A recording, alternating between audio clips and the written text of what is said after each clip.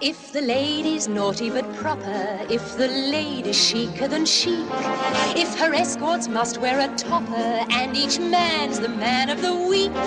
if she rides around in a brand new foreign car, the chances are the lady's a star. If the lady's brilliantly witty, if she makes the dialogue flash, if the lady's way with a ditty makes the ditty seem like a smash, if her songs add up to a fancy repertoire, the chances are the lady's a star. If her smallest party is really extensive with tons of expensive caviar,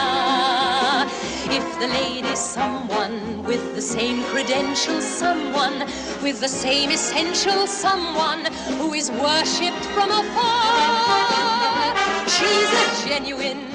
positive, totally marvelous, perfectly wonderful star.